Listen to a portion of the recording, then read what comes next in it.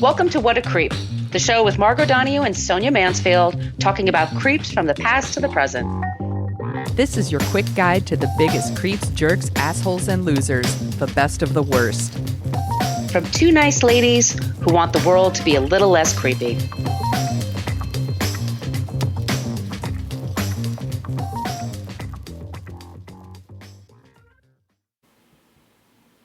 Welcome back to What a Creep. This is Margot Donahue, and my cohort in creepitude, as always, is the amazing Sonia Mansfield. Hey, Sonia. Hello, my friend. Hello, my friend. We're the podcast that talks about creeps from the past to the present. If this is your first time listening, we always end the show with somebody who's not a creep, or as Sonia is going to do today, she's going to tell us something good. It's a very Shaka Khan inspired segment. It's my new segment. Tell me something good. Bow, bow. I just saw her do the Tiny Desk concert at NPR. Oh, I bet it was so good. Oh, it's amazing. Go look for it, y'all. Anyway, if you want to send us your suggestions for creeps and non-creeps, there's lots of places you can reach us. We have a basic Facebook page, and that's where people go to complain about our language. We never check that. So just this is your warning. We use salty language, especially in this show today. Oy, oy, oy. Fuck yeah. We're much more interactive in our private Facebook group. You do have to answer a few questions, but you type in What a Creep podcast group and ask to join, answer those questions. You have to promise not to be an asshole, and we'll get along great. It's kind of like group life on Facebook. Yes. It's the best group. It's the only reason I go to Facebook. It's the best. She's not kidding, y'all. Mm-hmm. We're on Twitter, Instagram, and Threads, and Blue Sky at What a Creep Podcast. And we have an old-timey email, whatacreeppodcast@gmail.com. If you would like some stickers, send us your email. When this heat wave is over, I may leave a 3-block radius of my apartment. Oh, it's been so hot in New York, y'all. It's been miserable. You just can't be outside for very long. So I will get them out to you because I know there's a couple of people who asked recently. Yeah. But it's the opposite here in SF, by the way. I'm shrouded in fog. I'm sure. You're probably wearing a sweater. I'm not wearing a sweater, but do you have flannel pajamas? I have to have a fire burning all the time. Middle of August, I'm wearing earmuffs. You have an electric blanket plugged in. Today we are talking about Anthony Kiedis of the Red Hot Chili Peppers. But before we get to him, and want to say, we've talked about this before, we'll talk about this again. There's a time when you need to separate the artist from what they've done, their personal lives, their personalities. We've talked about Jimmy Page, David Bowie, rock stars of the 70s, Steven Tyler, that had very young girlfriends. We understand it's a part of rock folklore, but it doesn't make it not creepy. So we're not telling you to not listen to Red Hot Chili Peppers, but maybe being more informed would help. Yeah, if Suck My Kiss is your jam, and you want to listen to it over and over or whatever, you do you. Right. It's totally okay. You can still enjoy what you enjoy. But this is a thing that exists too. These two things are not mutually exclusive. Correct. They can both exist. Do you want to tell them about the website? Yeah, go to whatacreeppodcast.com and it's everything you want to know about our podcast, but we're afraid to ask. There are links to all of our past episodes in there, and you can click the little link and it opens up into a blog post, and it's our show notes. Ta-da! Yay! And it's filled with all of our sources because we source every single thing we're talking about here. We're not just making it up. If you want to do a deeper dive, fabulous place to start. There's also a link to our merch shop where you can get t-shirts and tote bags and face masks because hopefully they're not banned where you live. There's still a pandemic going on, y'all. And hey, let's not spread our germs around. So go get those things. They're comfortable masks, by the way. I should order some more. And there's also a link to our Patreon. You want to tell them about that, Margot? Yes, Patreon. We have our first 8 seasons on the Patreon wall. All 8 of them. They're up there on the Patreon wall. Plus, we put out 2 bonus episodes a month. They're so fun. And they are so much fun. So if you want to support us that way, monetarily, that would be amazing. That's a place to do it. Or get some merch. We totally appreciate that. But if money's tight, and we totally understand that, if you can leave us a review wherever you get your podcasts, that would be amazing, especially Apple Podcasts. We love it with the 5-star reviews. They've all been showing up for us. Thank you so much to Miss Souls and C. Colvard. They both left us 5-star reviews recently. Thank you. It really helps us when we get those dumb 1-star reviews. So we really appreciate you there. Also, Spotify, Good Pods, all those places, wherever you go. Yes. Or you can ask for a sticker, put it on your laptop, go to the coffee shop, and look really cool and tell everybody about What a Creep podcast. That's a great way to promote us. I have one on my laptop, and people point it out every time I go into the office, which is not as often as they would like. Yes. If you sign up for free, and you can sign up on a free level, I do put on there clips from the show, like we have any video clips for context, or we also put on trailers for our other show, Dorking Out. So you can sign up for free if you want. Yeah. And I have a couple of clips here today you might be interested in just for that. But anyway, I think we did everything here, Sonia. Okay. Oh, boy. Okay. Let me bring this up. Anthony Kiedis. Are you a fan or are you not a fan of Wet Hot Chili Peppers? I've never asked you. Not a fan, but not. I guess indifferent. Okay. Like, I do like that when you hear the Red Hot Chili Peppers, you know you are listening to the Red Hot Chili Peppers. They have a very distinct sound. I think that's very cool. When Blood Sugar Sex Magic came out in the 90s, like everyone, I listened. It was on every radio station all the time. So you kind of couldn't get away from it. But yeah, they weren't like my jam. Gotcha. Let me just say that. But I was like, yeah, they're a band that exists, and I understood why people like them. How about that? That works for me. Yeah. What about you? Do you like their music? I like them fine. For me, they're in the law of the thirds, like Madonna and other people. Like, a third of what they do is great, a third of what they do is terrible, and a third of what they do is just fine. Like, it's never. But I've seen them live, and they were great. They were. Yeah, I bet they're. I have no Pilots. doubt that they like put on quite a show. I've seen them on. I haven't seen them live, but I've seen them perform on, various award shows or whatever, and they seem very energetic and excitable and all those things. They're just, it was never really my thing. Yeah, no, it's totally fine. We're talking about Anthony because recently he went to an LA Lakers game, and that's a basketball team in LA, and they're big basketball freaks in the Red Hot Chili Peppers. And he went along with his 20-year-old date. Anthony is 61. Ew. And a lot of people were like, and she looks 20. Like, she looks really, really young. It looks like he's there with his granddaughter. It totally looks like a grandpa situation. And he had a book called Scar Tissue, which was his autobiography, was released in 2004. Mm-hmm. It's the 20th anniversary, and he just sold it to Universal. They just bought the rights. So there might be an Anthony Kiedis movie coming out. There might not, but he sold the rights. So I thought, okay, now's a good time to start talking about him. We did when we first started the show. I think it was season 2, episode 1. We did a quartet of creeps, of rock creeps. Yeah, we did some rock creeps. Yeah. So they were included in that, but I think this is he's enough now that we can have this conversation about him, because I read his book and it was 500 pages of drive Margot crazy. So it'll be interesting, how this comes across today. The dedication y'all, that Margot has to y'all.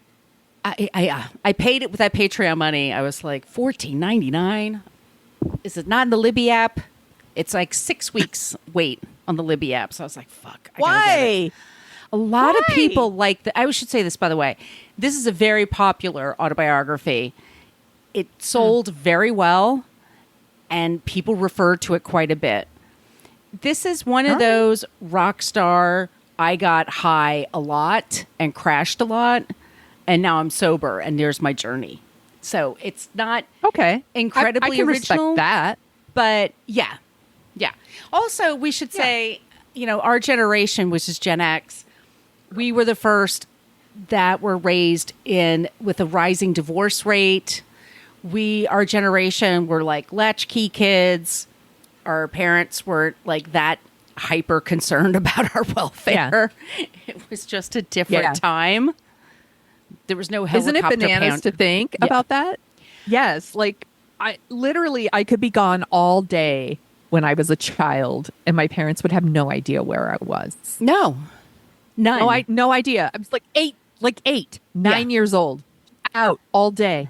Where were you all day? I don't have to tell them. Like, I could lie. Like, they don't know. They don't know where I was. They assume you're fine because they see you at dinner table. Yeah, you're fine. Yeah. Exactly. As long as I was home by like 5:30 for dinner, that's it. Yeah. Weird. Anthony Kiedis is the lead singer of the American rock band Red Hot Chili Peppers, a position he has held since the band's formation in 1983. They've been around a long time. Yeah, that's a very long time. They're known for energetic performances, blending rock, funk, and punk. Their notable albums include Blood, Sugar, Sex Magic, Californication, Stadium Arcadium. He wrote his autobiography in 2004, Scar Tissue, and that delved into his life and career. So we are talking about Anthony Kiedis today. Our trigger warnings are sexual assault and addiction, so please keep that in mind when you're listening, if you have company around you. Sources, very important, is the first link on top of here. It's eBaum's World, and it's basically, and I've had this when we also talked about them in the past, it's the group that's on a radio show, but they had cameras there, and the band members were basically attempting to sexually assault a woman that worked on the show. And I posted it this week in the Facebook group, and it's also on TikTok. Follow me on TikTok at Brooklyn Margot. It's really upsetting. The Reddit forum, Huffington Post, LA Weekly, Far Out Magazine, Vulture, Washington Post, Variety, UPI. Remember UPI? That was a while ago. Oh, yeah. Rock and Roll True Stories from YouTube, Consequence.net, Your Tango, Anthony Kiedis' book, Scar Tissue, 500 pages, y'all.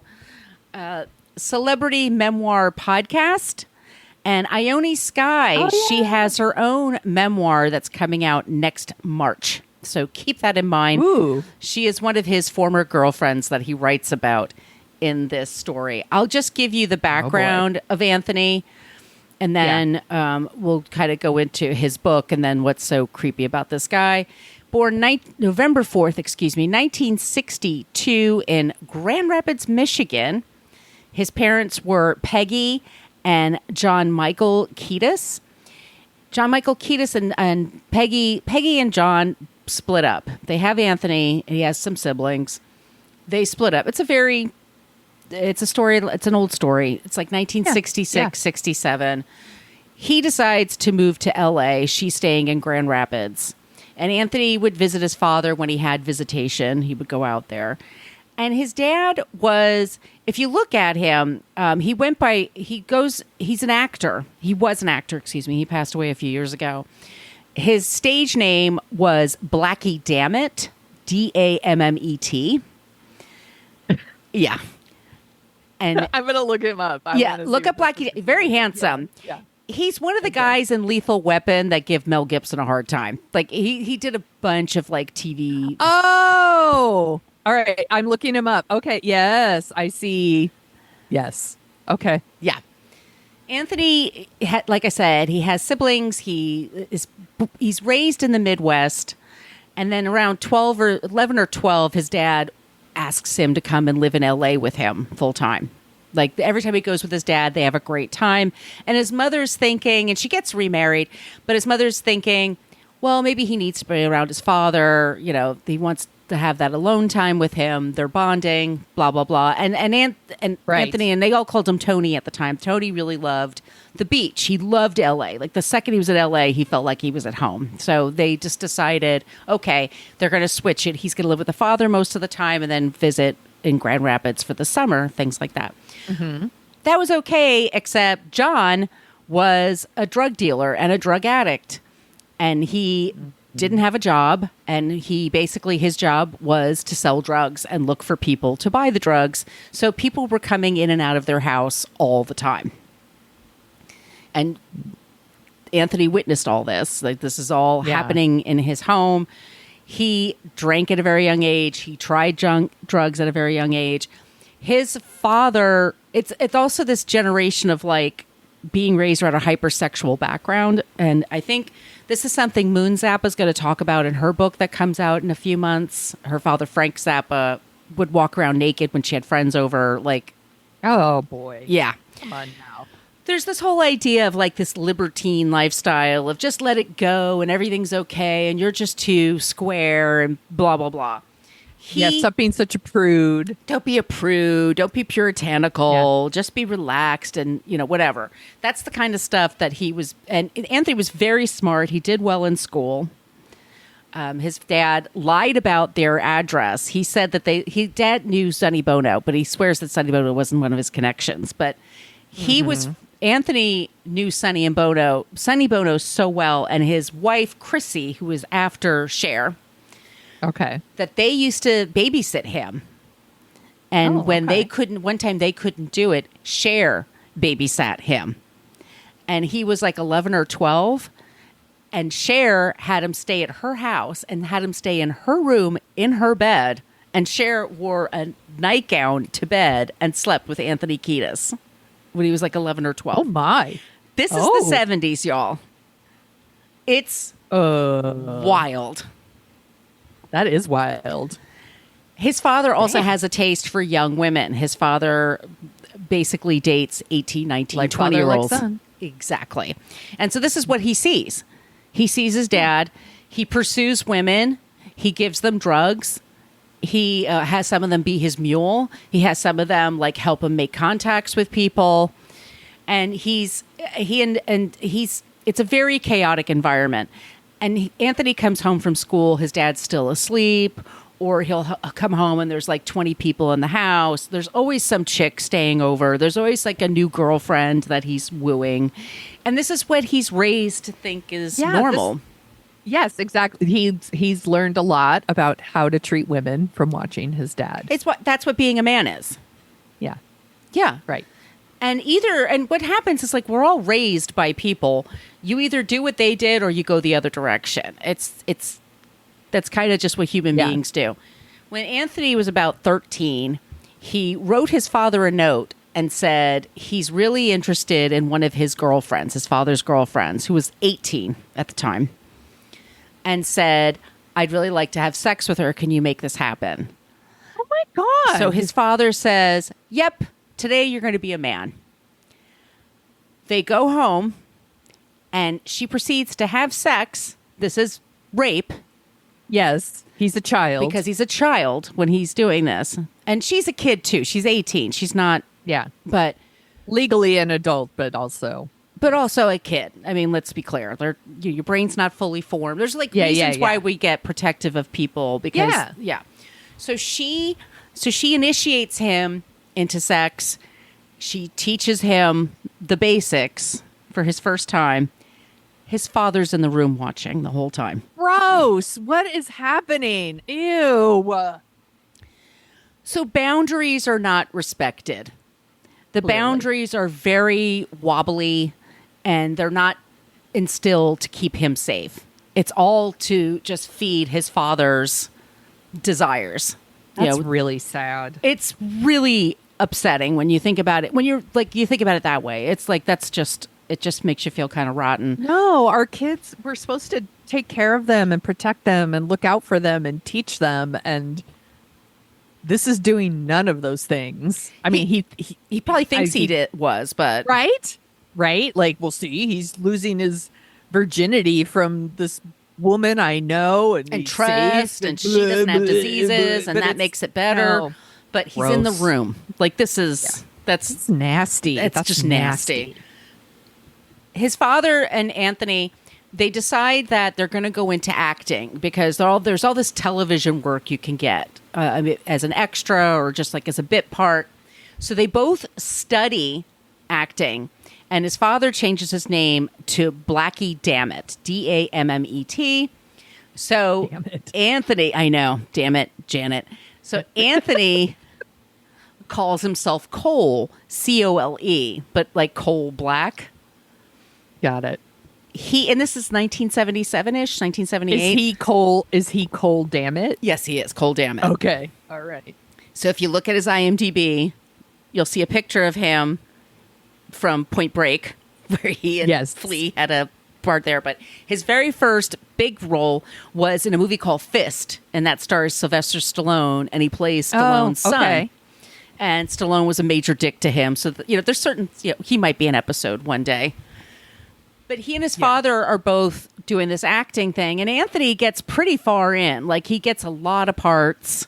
He's on a lot of television shows, after school specials. He does really well, and he becomes he's very close to really big gigs. And his father does fine, but his dad's a drug addict. So his father runs out of money, and then Anthony is the one, Anthony gets a national commercial, and they're like, great, and they can live on that for a year. So there's this dependent relationship that they have on each other. Mm-hmm. Once again, the boundaries are super messed up. Anthony went from going to a nice high school, and then they found out he wasn't exactly Sonny Bono's kid and wasn't living at Sonny Bono's house. So then he had to go to Halifax High School, which is Hollywood High, and it's a public school, but a lot of celebrities go to this school. So it's not exactly a step down from where he was. This is where he meets a kid named Michael Balzari. And his nickname is Flea, and you never find out why from this book, but I'm guessing because he's just a hyper. He makes people itchy. He bops up their nose and bothers them. He becomes friends with Flea, and then they have a friend named Hillel. And Hillel and Anthony and Flea become buddies, and they're all obsessed with music. And this is the late 70s, early 80s. So they're really into, late 70s, excuse me. So they're really into stuff like Fear and Black Flag, all those LA punk bands. And so they start going on the LA punk scene. Anthony actually does well enough in school that he gets into UCLA. And he starts to go, but then doesn't stick with it. And basically they're at a party one night, and they are asked to do one song because the three of them are always hanging out together. And so they get together and they do one song together, and then everybody loved it. Because they each have their own shtick. Yeah. So then they were asked to come back and do two songs at this party. And then they started going to the clubs and they started writing songs. I mean, the good luck this guy has when you read his book, it's he's dealing with horrible things, but at the same time, there's some angel following him because he just steps in gold too. He just seems to whatever. So the band does really well. It eventually in the 80s, they get signed to a major label. They tour. They do a show where they put socks on their dicks. I mean, they're very anti-pop. They're anti-hair metal bands. They're their own thing. They're not punk. Which is so funny because they do get so pop. Oh yeah. They still sound like the Red Hot Chili Peppers. Kind of like Green Day. Green Day always sounds like Green Day to me. The Red Hot Chili Peppers always sound like the Red Hot Chili Peppers to me. But there's definitely a difference between their version of Higher Ground and Stevie Wonder. The song Scar Tissue. Yes. Or something there's definite a punk to more pop switch that happens over the years. Your first couple of albums will be very, especially at the time, that's your initial burst of energy and creativity. It's your third or fourth album is when you really learn the craft of songwriting. And you have more of an image to maintain. You kind of you settle into your performance styles. And so that's what happens with this band. And they go through drummers, kind of like Spinal Tap. They go through drummers every few years. They go through the guitarists every few years. But basically, it's become Chad Smith, who's their drummer, Flea, who's an amazing bassist, and Anthony, who his singing, it's fine. He doesn't play any instruments. So his whole thing is just the performance. So his whole thing is he's very physical. He's really into working out. He's buff. He keeps himself in shape, and he just doesn't stop moving the entire time for a show. Like this is it. Okay. So they're gradually gaining in popularity. And then there comes Jane's Addiction, which everybody starts to love. Music's starting to change. The hairband thing is starting to go away. And people are looking for something a little more real. And they're a little more real, but they're also a little more fun. And they have like the thing with Red Hot Chili Peppers is like, oh my God, they are just such quirky, fun guys. Like you just never know what you're going to expect. They wear wild costumes. It's like, it's fun punk. It's not like angry punk. It's party punk. Yeah. Like I'm wearing stuffed animal pants, and socks on my dick and blah, blah. It's not like Henry Rollins. I'm a liar. Punk. Excuse me. No, I'm a liar. I like Henry Rollins. Like I think he's a very interesting person. But yeah, the Red Hot Chili Peppers, that's not what they are. You could put them on at a party, and then of course there's like they really click on MTV. They make great videos. They made amazing videos. Once again, they just have these very extreme personalities. Like Flea doesn't just play the bass. He slaps at it. He bobs his head up and down into it. Chad Smith is like a maniac on the drums. He's like all over the place. And they had this succession of guitarists that like John Frusciante was with them for a very long time. Very, very talented guitarist. But they had Hillel. And then Hillel developed a heroin problem right away, almost right away. And they all have had drug issues. And it comes with the territory, I guess you could say, like for the time. Like that's just what people did in their downtime. Let's get to 1990. The band is doing, like you said, they're starting to do videos. They're catching on. This is before Nirvana. It's like Bon Jovi's kind of fading and like it's before Nirvana. So they kind of got this niche for themselves, this LA pop punk band that'll show their dicks and socks and go on stage. And they're just like, you don't know what's going to happen with them. In March of 1990, bassist Michael Flea Balzari and drummer Chad Smith, 28 and 27 years old, respectively, they were arrested in Daytona Beach after a spring break taping of Club MTV. Club MTV was one of those shows. MTV for this, they had an afternoon dance show. Very popular. It was like American Bandstand, but it was on MTV. Right, and they played their videos, and then over the summer, they had a spring break every year, which was just drunk kids in Florida, Daytona, Florida.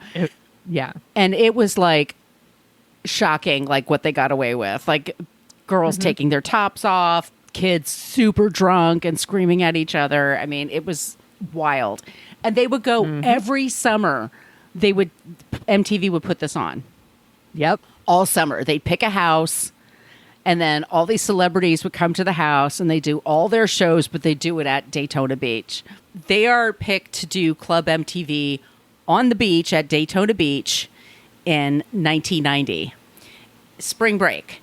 The band is pissed because they are told they have to lip sync, that they cannot play live. They have to lip sync. Some shows just demand that because they want it to sound like it did on the record. And they have kids in bathing suits dancing. Okay. Very 80s, 90s, big hair, scrunchy socks, gel sandals, like whatever, you picture all of that. Picture this. Okay. They're going through the song, and as they're going through the song, it's Knock Me Down, which is a song about drug addiction. They wrote that for Hillel, who died of a drug overdose. Oh, okay. And so the lyrics are, if you see me getting high, knock me down. It's just sort of, so they're playing this song that means a lot to them, but they're lip syncing to it. And they just see these drunk kids in the audience and they don't know who the fuck is playing. They're just like dancing for TV. And of course this gets in their goat because they're like, this is so phony. Like this, we're writing something so pure, and I get it. Right. The intention of the song is like you're rescuing someone who has a drug and could die any second. But also maybe MTV Spring Break wasn't the right audience for that kind of song. They would change management, so yeah, perhaps. How life. come these drunk kids on spring break don't want to hear our moving song about drug addiction right now? They want a party anthem. Like that's what they're doing. Like that it's club MTV. Yeah. Like these kids just dance Sing to higher ground. Sing higher ground. They're all voguing, to this Yeah, shit. Exactly. As they were going, so they're doing this, and as they're going through the song, they're getting. You could say, I also included that clip, by the way. If you get our Patreon, you can get it for free. But it's a 1990 spring break clip. The band is getting more and more bored as they're performing, and finally, Chad Smith just gets it from the drum kit and walks away, and walks towards the crowd. He grabs at his crotch and then dives into the crowd. Then Flea joins him by diving into the crowd. And then John Frusciante's like, doesn't know what to do. And Anthony Kiedis is like trying to keep it going. There's a woman there that was grabbed. And it was Flea grabbed her, or Chad grabbed her. And she was wearing bikini bottoms. She's in a bathing suit, okay? 2-piece bathing suit. Flea pulls down her bathing suit and starts slapping her on the ass. And she's screaming Not okay. bloody murder. Like she wants to get the because- fuck out of there. Yeah. What the fuck? That's not remotely okay. No. And then I wanted to read, this is somebody, Jillian60. She was writing about this. I think it was in YouTube, so I put the clip. I was dancing on that episode. The performance was good at first. Most acts were miming or lip syncing for the dance show, so no problem with that. And dancing to a rock band song instead of a pop song. But at the end of the song, they get all crazy and aggressive, and I was scared when they came down off the stage and then the assault. Past me, luckily, but because I was close by, I'm edited out too. They edit out this thing when they show it on the air. They were arrested for this. As they should be. They did plead guilty, and they had like a $5,000 fine, and then they have to like watch Right. anti-rape videos and shit like that. But I mean, it was like a slap on the wrist. Right. This happened just a few months after Anthony Kiedis, who was in George Mason University College. They were doing a gig there, which is in Fairfax County, Virginia. Anthony went up to a woman. She's backstage, and he was arrested for battery and indecent exposure against a female college student who was 20 years old, and she was working backstage. He Trying exposed to do her his job. just doing her job, by the way, doing her job. He took his penis, and I don't know if she was on the floor or something. He took his dick out and whacked her head with his dick. And she should be so lucky. That's probably his mindset. Lucky you. Yeah. I've christened you with my dick. Yeah. Lucky you. He was arrested also. And also just like it was like a total... Because nothing happened. This is the 90s, and this is like what guys get away with. Anthony Kiedis in 86... starts dating. He has this history of dating women that are very young. It starts when he's a kid. He's having sex with women who are like 18 years old, and then he continues wanting to have sex with 18-year-olds, like as he gets older. Okay, yeah. All right. When he's 24, he meets 16-year-old Ione Skye at her 16th birthday. And when he talks about women, he talks about getting high, talks about rehab, or he talks about chasing women. That takes up all his time. When you're reading this book, like he doesn't give a shit about anything else. It's a full-time job. It is. Full-time It job. is.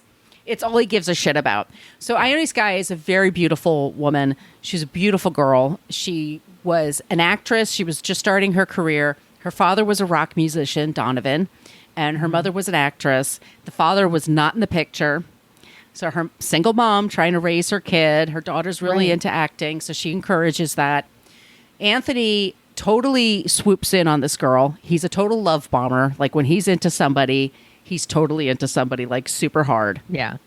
And when he writes about it in the book, does he have any like remorse for like, hey, there was an age difference here. She No. was 16 and no. So Never. no acknowledgement. Never. Okay. Never. He always writes like his whole attitude is, and you hear this throughout the whole thing, when he talks about women, it's super objectifying about their breasts, about their skin, and yes, people are attracted to other people. Yes, sex exists and people have desires, Yes. but it's like, after a while, it's like, dude, every single woman that you're in contact with, Like, this is what they have to like go through. This is like the way you talk about them. This is how you interact with them. It's very othering of another person. It's just very, we're two different species basically. And that's, you're the kind I want to fuck. And so I'm going to treat you like that. Like, that's what you exist for. Yuck. Yuck. Ione and him have a long relationship. They date for about 4 years. Well, then that means they broke up when she was 20 because she's probably too old for him by then.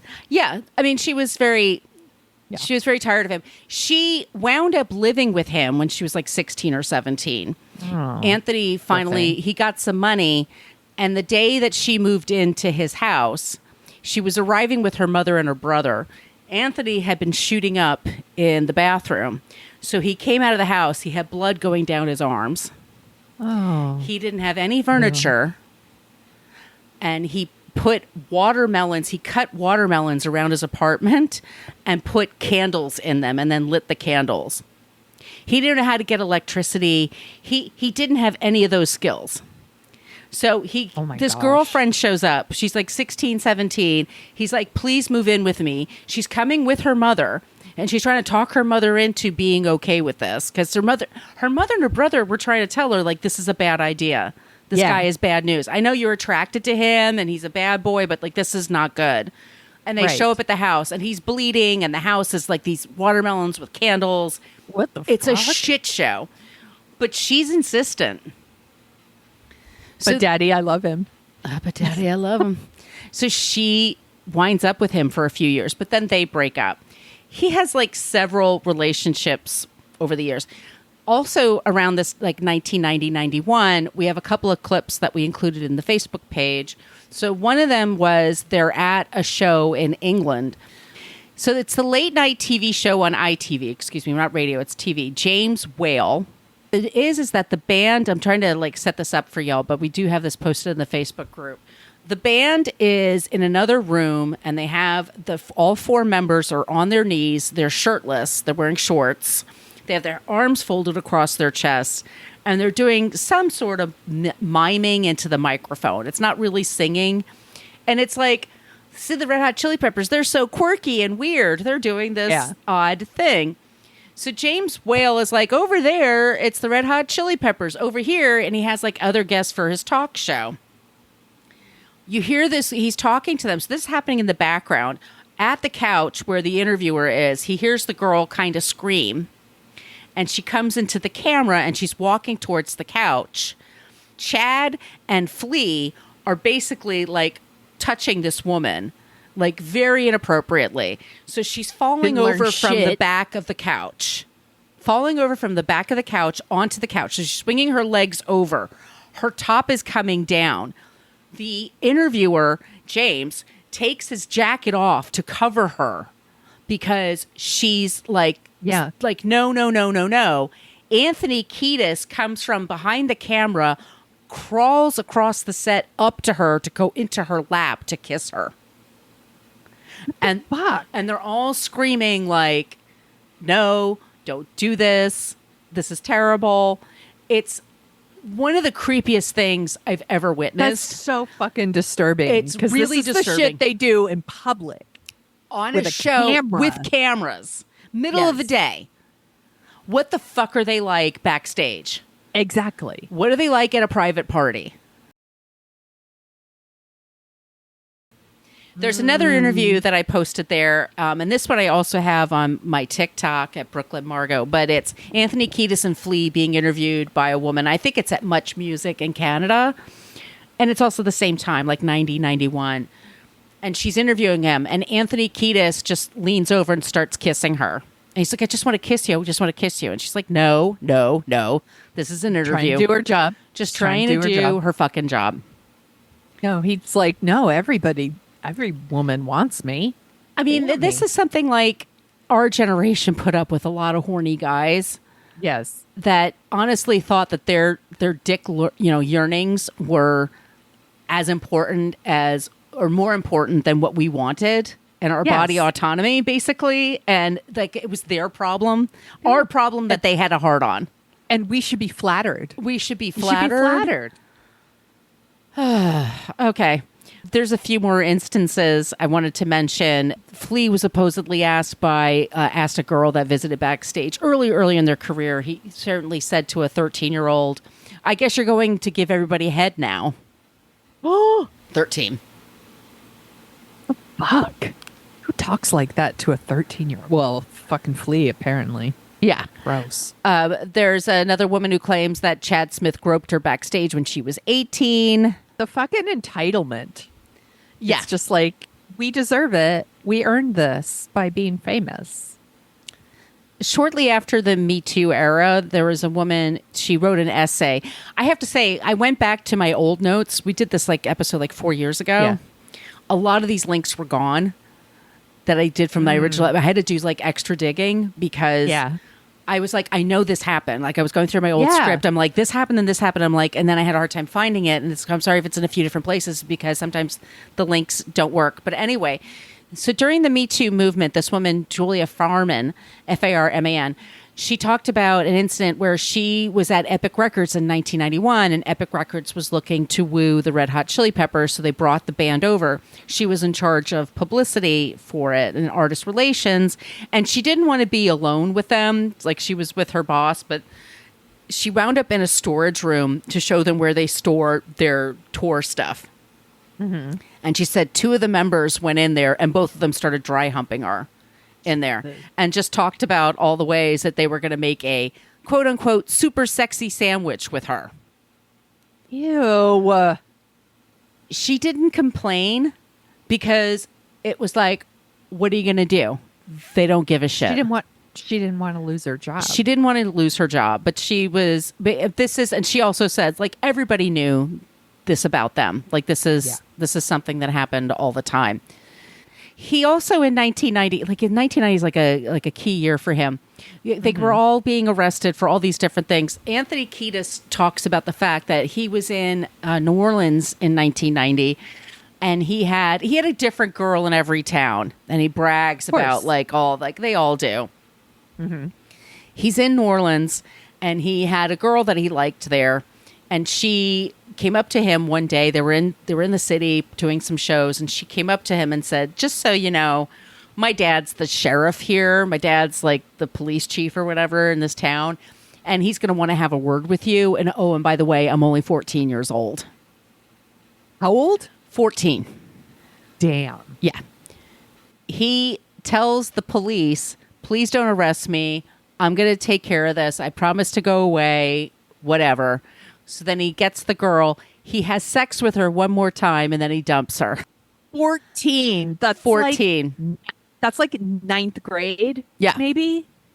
Look up a 14-year-old. That's a fucking child. What the fuck is wrong with him? Well, Yeah. we know what's wrong. We know what's wrong with him, but they did interviews for Rolling Stone. They did an interview for the Washington Post. They all mention it in their interviews, but it's never enough to be so these guys are assholes and maybe we shouldn't be supporting them. It's just No, it's it just was one of part their of their stories. lore. Yeah, that was their Yeah. allure. That was their allure. Exactly.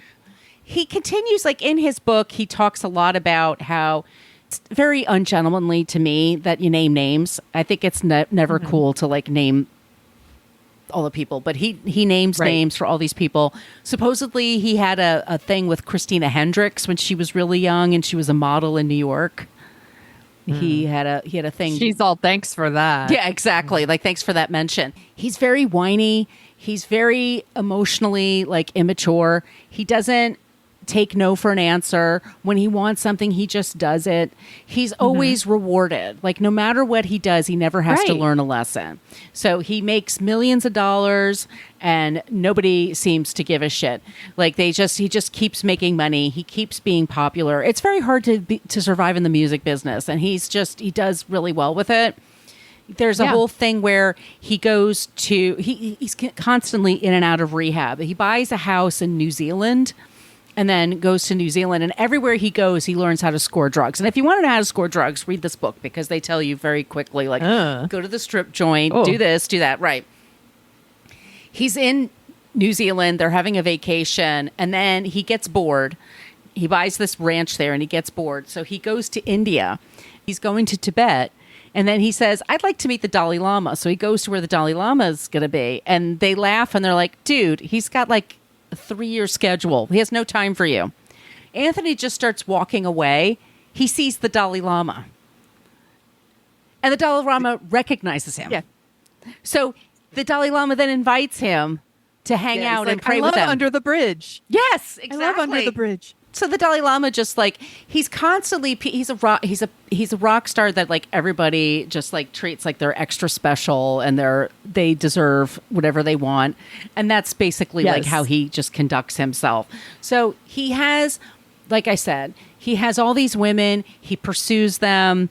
He has all these ideas like, oh my God. I mean, you get so bored with it. You're like, oh my God, we had the greatest sex ever. Like, whatever, dude. Like, it's over and over again.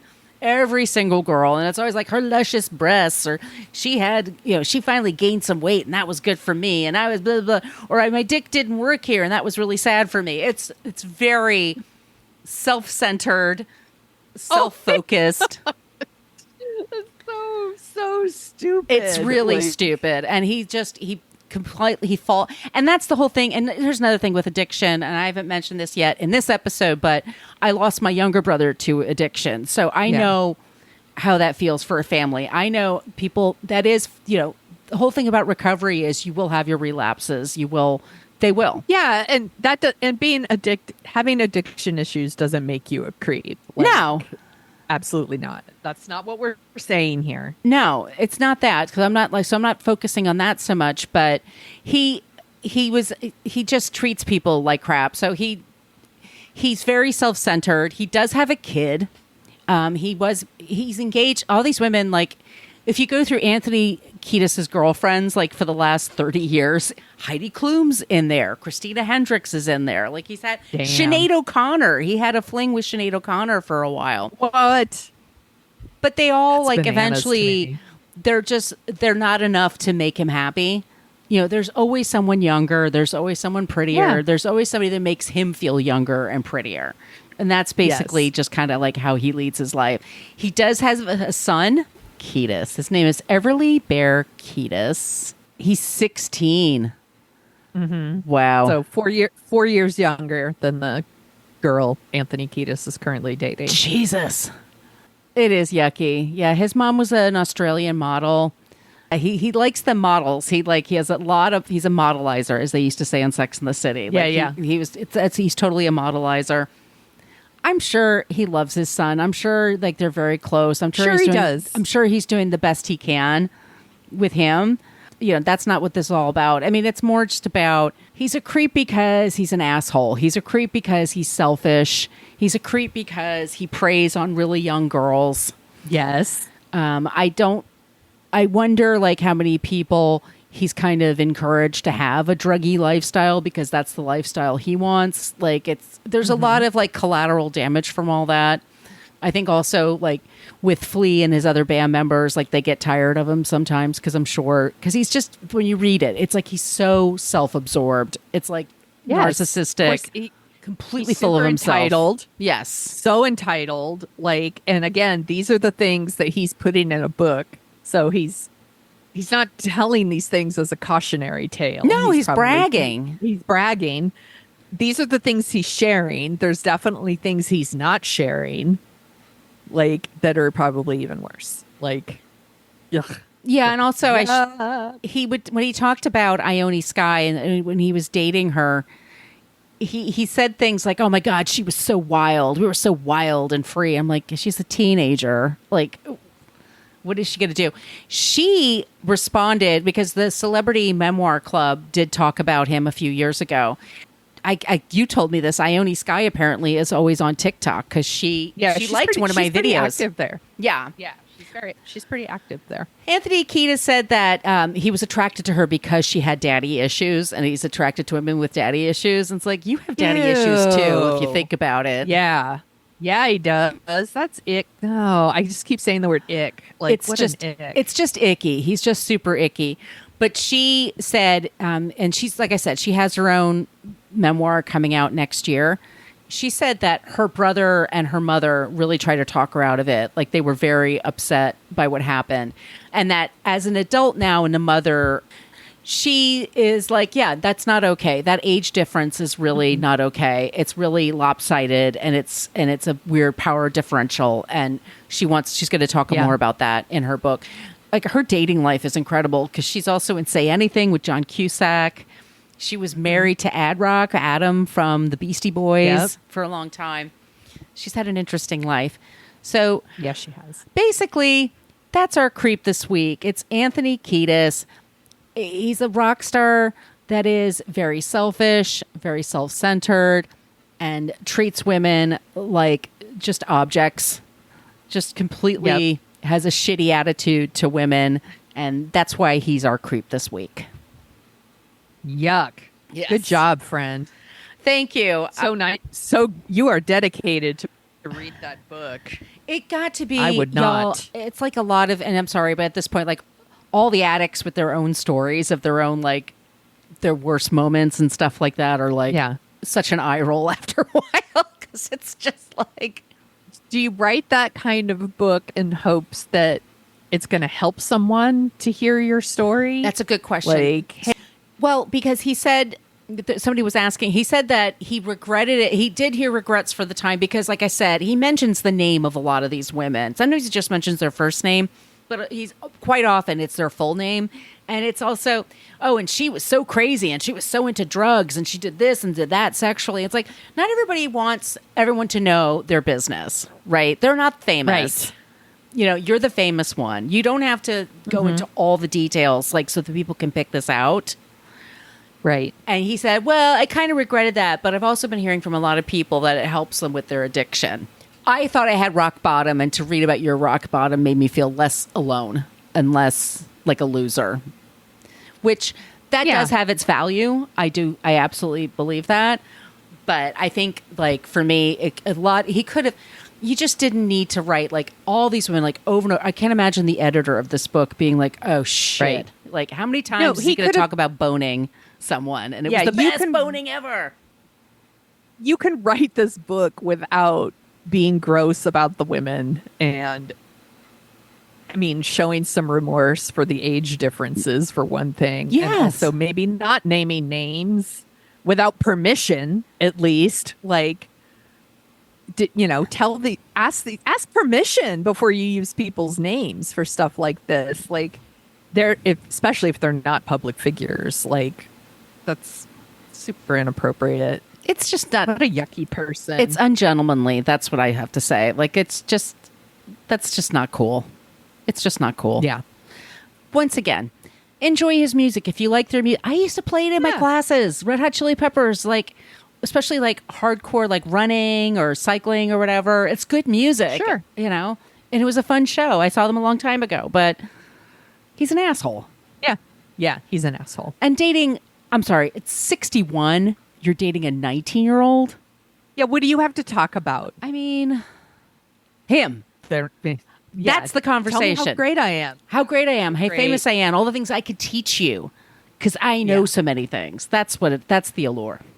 Yeah, there's also, someday we'll probably talk about Dane Cook. Like, that's another one where, like, he's, well into his 50s and she's, like, 24 or something. Yeah, it's something really. But he met gross. her. Yeah, she was like 16 or 17. Yeah. And they didn't. But they touch didn't each start other. dating till she was 18. It's like, yeah, right. Sure, Jan. Yeah. Blech.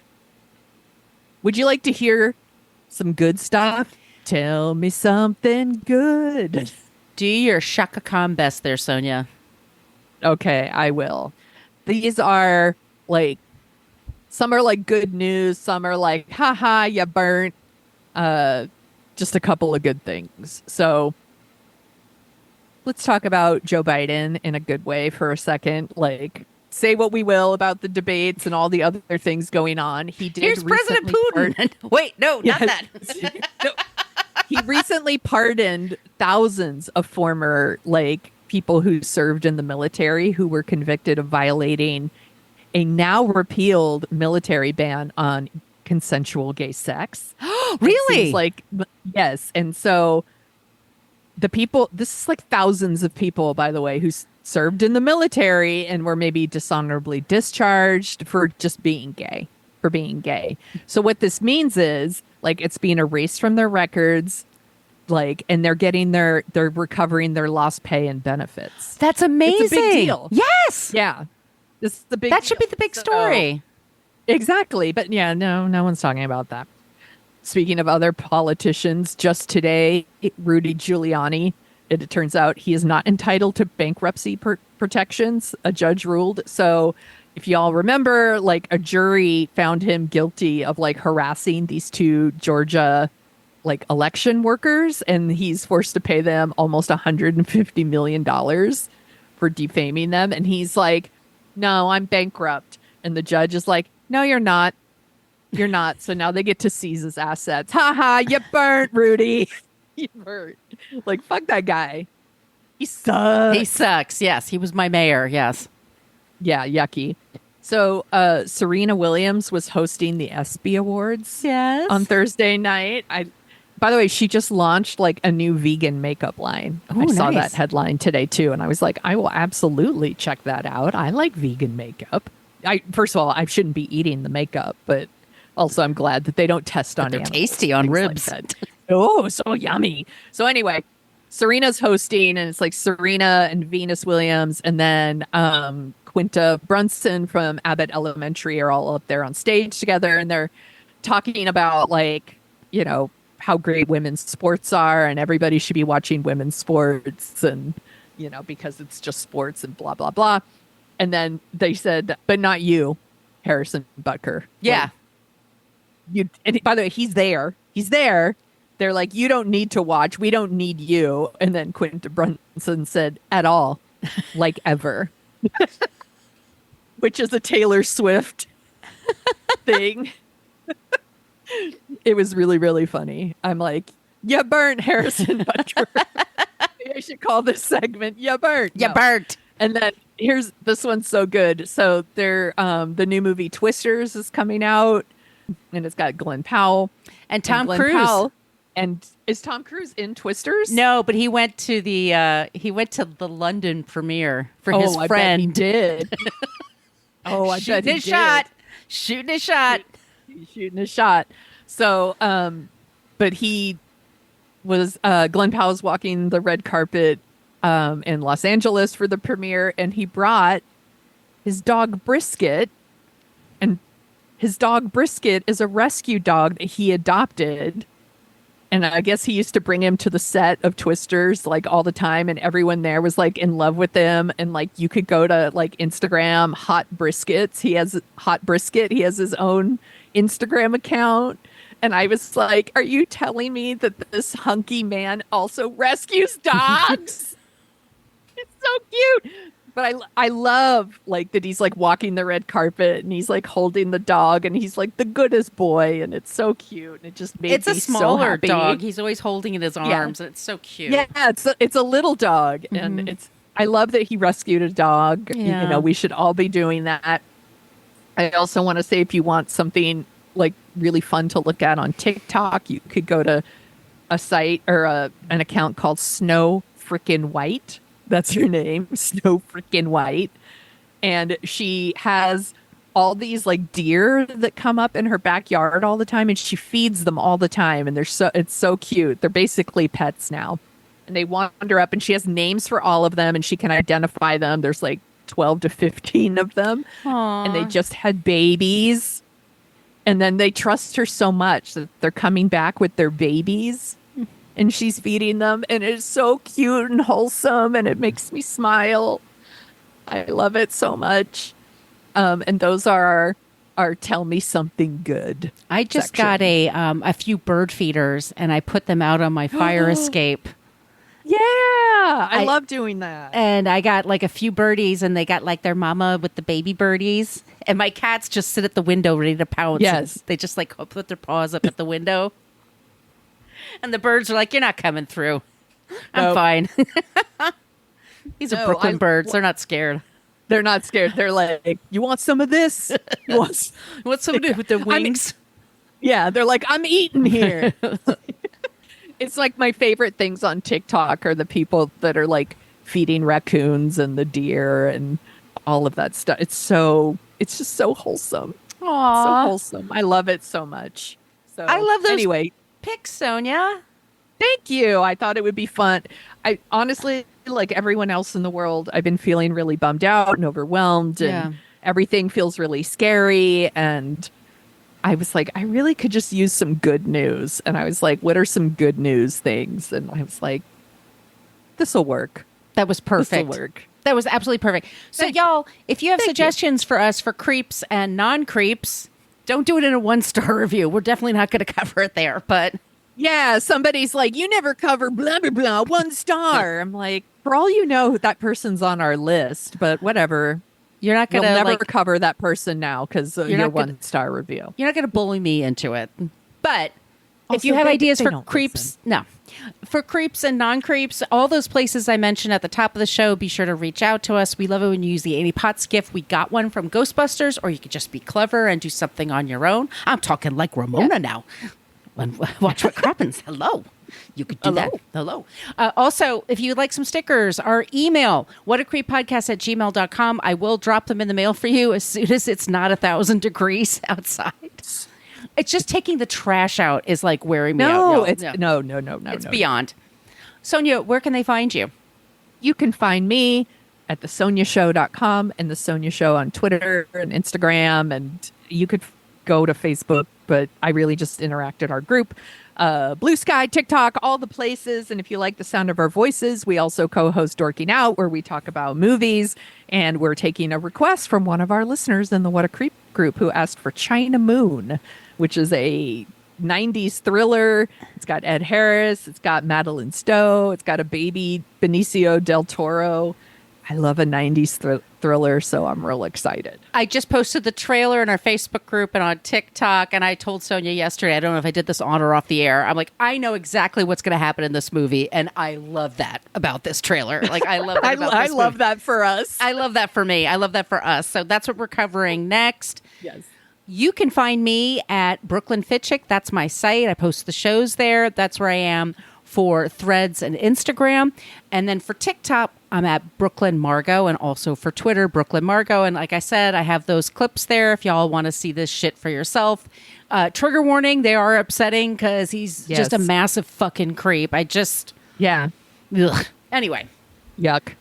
That's the show this week. Everybody will be back next week with a new episode. In the meantime, stay cool. Be kind. Just don't be a creep. Be a creep. Thank you for listening to us talk about creeps. You can follow us at What a Creep Podcast on Facebook, Twitter, and Instagram. But don't follow us too closely. You can email us your creepy stories at whatacreeppodcast@gmail.com. But please keep your dick pics to yourself.